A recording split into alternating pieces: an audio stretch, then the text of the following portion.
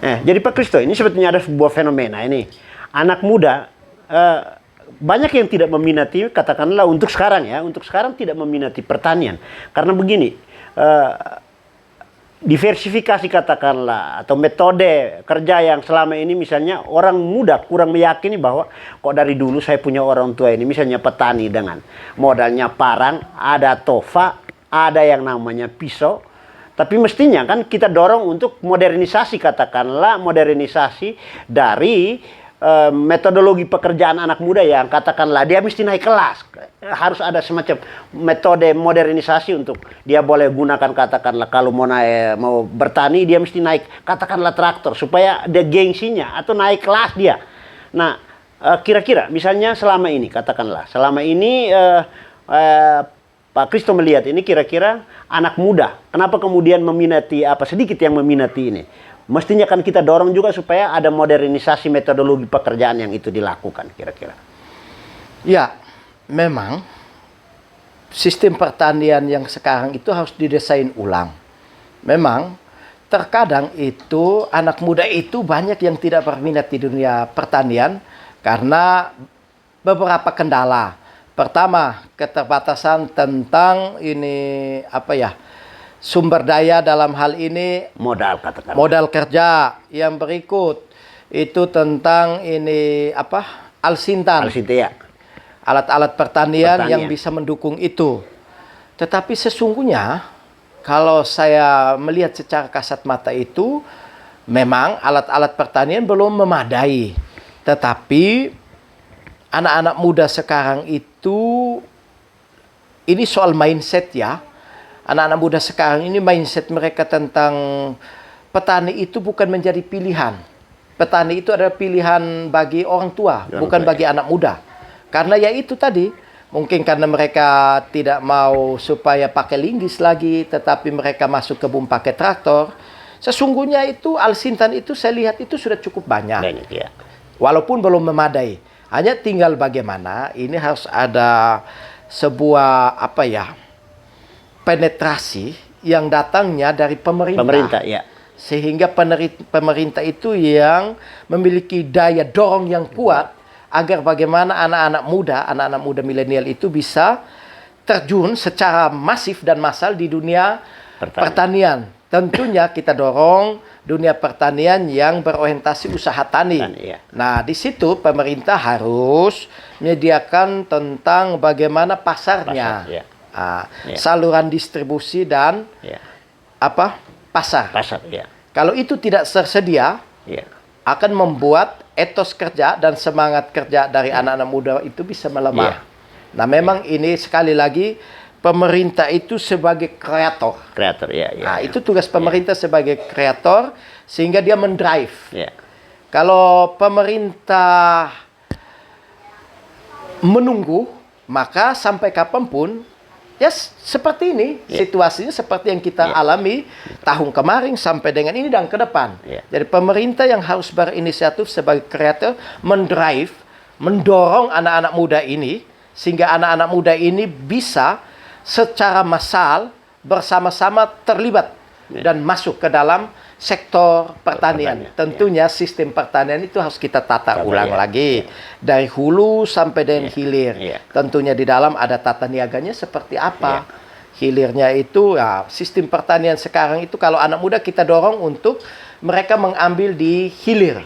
Di hilir itu terkait dengan ekonomi kreatif. Mengembangkan misalnya ini jagung itu kreatifnya dibuat apa? Ada industri semacam setengah bang jadi untuk menjadi pasca panen begitu. Pasca panen itu kita bisa membuat industri-industri yang berskala home, industri rumah tangga maupun industri-industri yang berskala kecil menengah.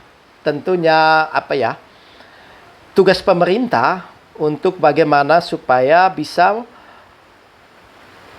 menghadirkan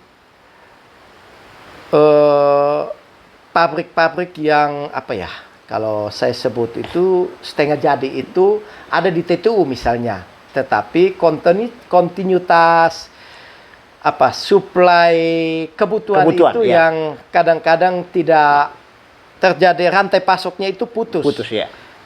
Itu tugas pemerintah saya tadi, menata ulang, mendesain ulang tentang sistem pertanian kita sehingga ketika kita meminta investor untuk berinvestasi di TTU supaya produk-produk hasil pertanian itu diolah dulu menjadi setengah jadi baru dikirim ke luar TTU itu orang bisa berminat, investor bisa berminat. Selama ini kendala kita itu tentang sustainability, keberlanjutannya. Nah, Pak Kristo, ini ada satu fenomena lagi ini kan sebetulnya TTU untuk saat ini kan kita kebingungan dari sisi misalnya kira-kira brand produk yang dari sisi pertanian ini kira-kira apa kira-kira. Lalu kemudian misalnya begini, selama ini karena kendalanya adalah kita tidak misalnya menggunakan pendekatan klasifikasi, katakanlah klasifikasi wilayah untuk satu produk ini kira-kira dia cocoknya di mana, apa produk unggulannya. Kira-kira menurut Pak Kristo punya pandangannya seperti apa?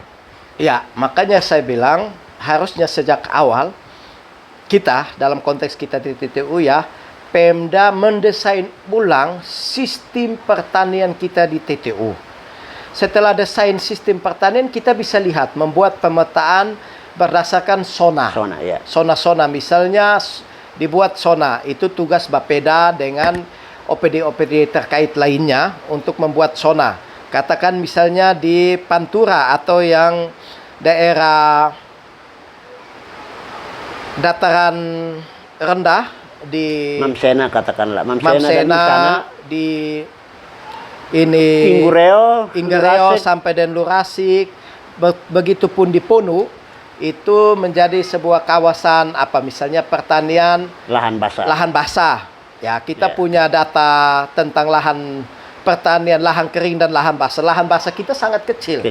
Nah, tentunya kawasan-kawasan yang bisa berpotensi untuk dikembangkan ini lahan basah itu tugas pemerintah untuk pertama misalnya membuat bendungan, saluran irigasi dan lain-lainnya sehingga dibukalah areal persawahan bawah sehingga dia menjadi satu kawasan katakan.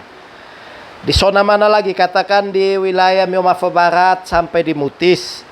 Itu misalnya zona tanaman budidaya hortikultura, misalnya bawang putih katakan. Itu harus dikembangkan secara massal.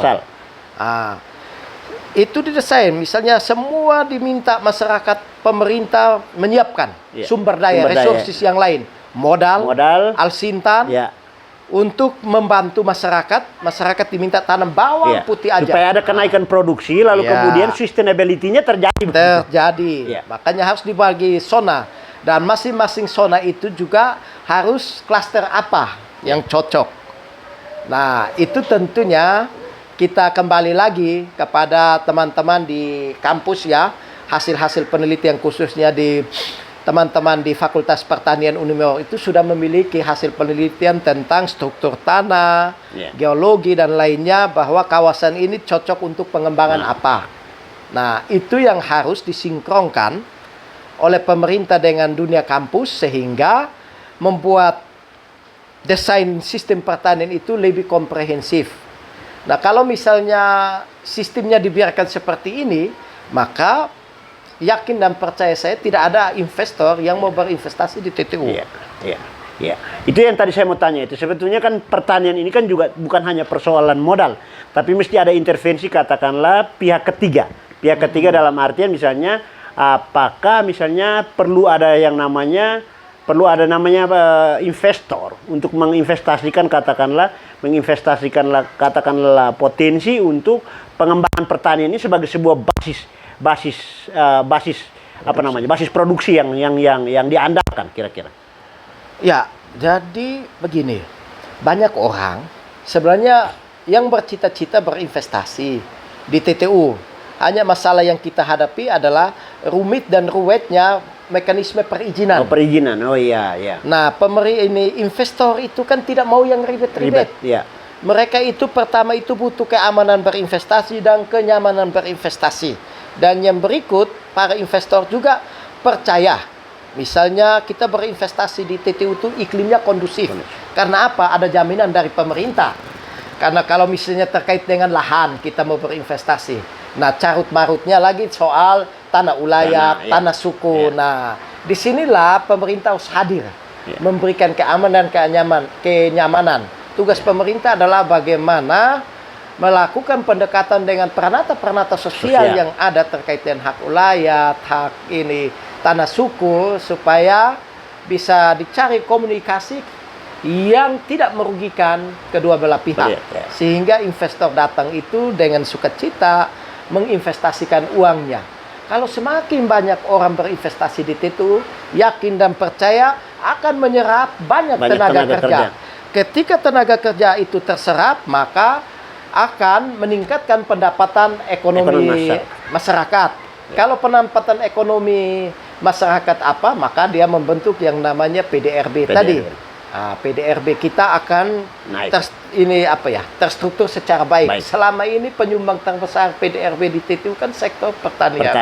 Tapi masalahnya adalah pertanian kita masih bersifat klasik, tradisional. Nah, ini tantangan kita, tantangan pemerintah untuk bagaimana merubah mindset orang tua kita supaya bagaimana ke depan sistem pertanian kita itu lebih berorientasi pada usaha tani. Ada satu fenomena, biasanya basis produksi itu ada. Tadi itu kita kembali lagi, masalah kita ini kan biasanya ada di tata niaga dan akses pasar. Katakanlah dari nanti kemudian misalnya begini ya, ketika produksi tinggi, harga bisa jatuh.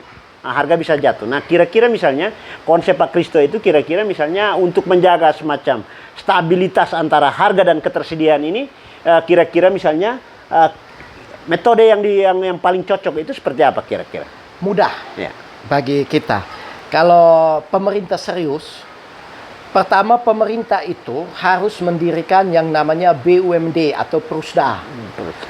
Tugas pemerintah mendirikan Prusda atau BUMD itu untuk apa? Untuk melakukan fungsi proteksi ekonomi, melindungi harga yang ada pada masyarakat.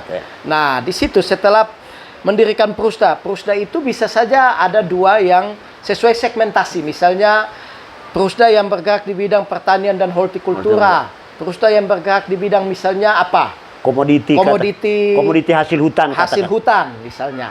2 atau 3 Prusda. Nah, Prusda ini yang setelah difasilitasi, dimodalin oleh pemerintah lewat penyertaan modal, dikasih target. Tetapi ingat, pemerintah tidak boleh berbisnis. Pemerintah hadir dengan Prusda itu hanya untuk melakukan proteksi, perlindungan, untuk menjaga harga pasar. Nah, Prusda ini bekerja sama dengan BUMDes yang ada, supaya BUMDes mensuplai, tugas pemerintah menstabilkan harga, membeli. Setelah itu pemerintah juga menghubung Prusda ini bekerja, membangun hubungan bilateral dengan pengusaha-pengusaha yang ada di luar TTU, entah di Kupang, di Surabaya atau untuk bisa membeli. Nah, kan kalau misalnya dibeli oleh pemerintah ini kan dia bisa menjaga irama, dia bisa mengatur sehingga petani itu tetap tidak merasa rugi ketika misalnya hasil produksi yang begitu banyak. Pemerintah membeli lewat Prusda, baru Prusda bekerja sama, entah itu G2B atau B2B, untuk bisa menyalurkan hasil-hasil yang sudah dibeli oleh Jadi petani dalam hal ini tidak dirugikan sama sekali. Sehingga mereka tidak merasa kecewa, mereka terus bekerja. Untuk meningkatkan produktivitas hasil pertanian. Nah, di situ kan ada anak-anak muda juga. Kalau itu kan sustainability-nya berjalan dengan baik, saluran produksi, distribusi sampai dengan pasarnya tersedia dengan baik, saya yakin tidak ada masalah yang serius. Artinya di situ kan bentuk replikasinya juga anak muda ikut terlibat di situ sebagai kalangan milenial kira-kira. Karena memang masa sekarang kan masa anak-anak milenial, jadi tentunya mereka mengambil peran lebih banyak di situ. Kita yang misalnya sudah tidak masuk milenial itu, kita tugasnya adalah mendorong, memotivasi, dan membingkai mereka sehingga mereka selalu on the track itu. Pak Kristo, ini kita sudah sampai di akhir nih. Ini tadi kita bicara tentang milenial. Pak Kristo coba kasih pesan dulu di anak-anak milenial untuk memiliki semacam antusias pertama dari sisi politik, kebijakan, lalu kemudian misalnya untuk pengembangan keahlian dalam kaitan dengan katakanlah apapun yang bisa diusahakan untuk memberikan semacam apa pilihan kesejahteraan kepada diri sendiri, keluarga dan masyarakat umum kira-kira. Ya, jadi begini, anak-anak muda kita itu tentunya mereka ini kan diperhadapkan dengan berbagai problematika yang ada. Nah, dalam problematika yang dihadapi oleh kaum milenial, tentunya juga banyak peluang-peluang. Nah, tugas kita, pemerintah dan elemen-elemen terkait, terutama misalnya kita Partai Golkar juga, menghadirkan peluang-peluang itu. Sehingga anak-anak milenial itu bisa menggunakan kesempatan itu untuk memberdayakan diri, mengeksplorasi diri secara optimal, untuk mereka tumbuh dan berkembang menjadi anak-anak milenial yang kuat dan tangguh dalam era persaingan yang semakin kompetitif ini. Dan sebagai anak muda itu harus penuh dengan optimisme. Anak muda itu jangan pesimis. Anak muda itu jangan cepat putus asa. Anak muda itu harus tetap survive. Oleh karena itu, ketika misalnya mengalami 1-2 kegagalan, jangan kecewa, tetapi terus bangkit dan berjuang. Saya yakin dan percaya pasti selalu ada jalan.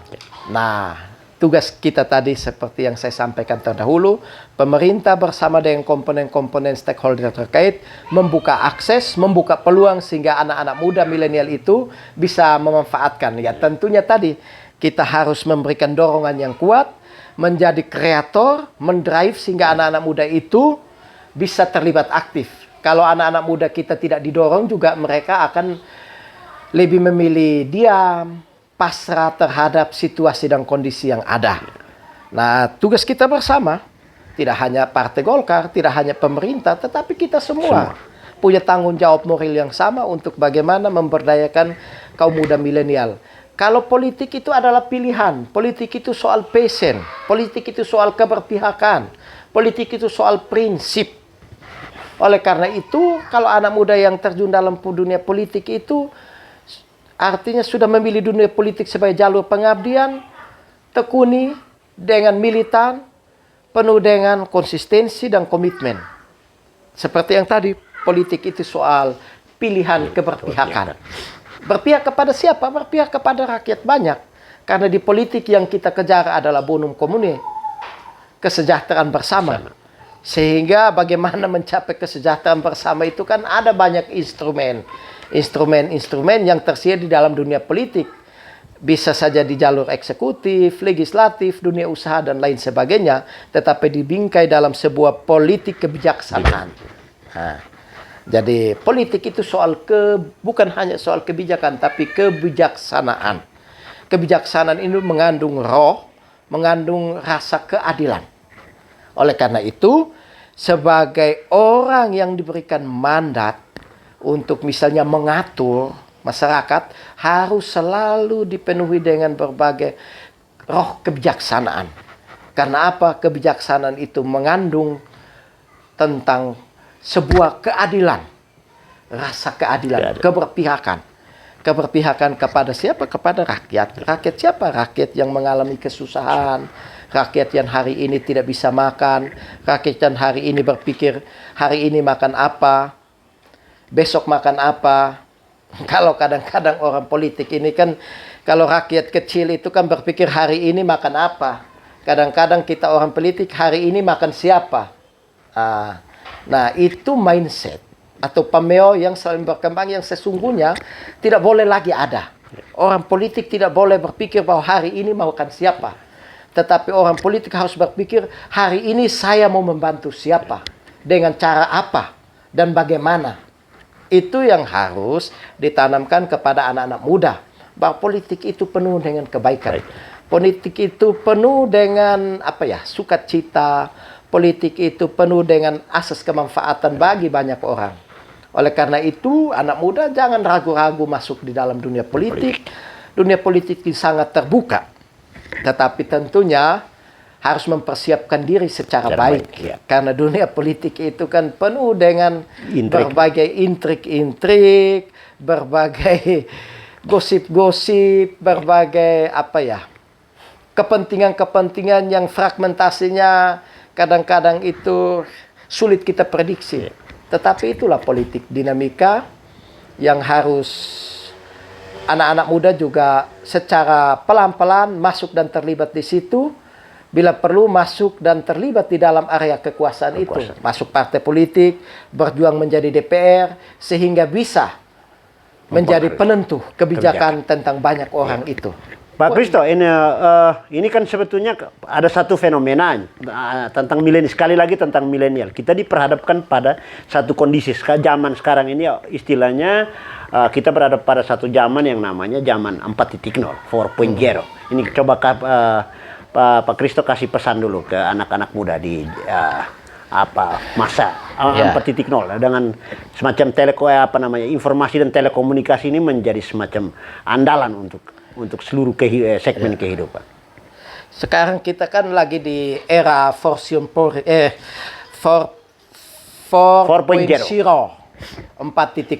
Di belahan dunia yang lain mereka malah sudah sampai 5.0. 5.0. Nah, apa yang dimaksud dengan 4.0? Artinya sekarang ini kita sudah masuk yang namanya kemajuan teknologi informasi digital. Semua serba digital. Kita bisa melakukan sesuatu itu kan lewat media-media digital yang ada.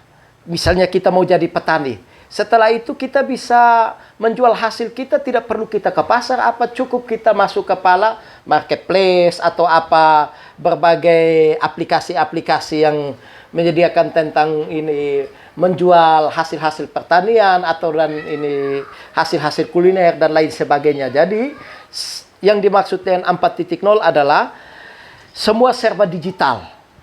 Oleh karena itu, ini sebenarnya memudahkan anak-anak muda, khususnya kaum milenial. Dengan zaman 4.0 ini adalah masanya anak-anak milenial. Kalau anak-anak milenial tidak memanfaatkan ini secara baik, maka anak-anak milenial akan ketinggalan di situ.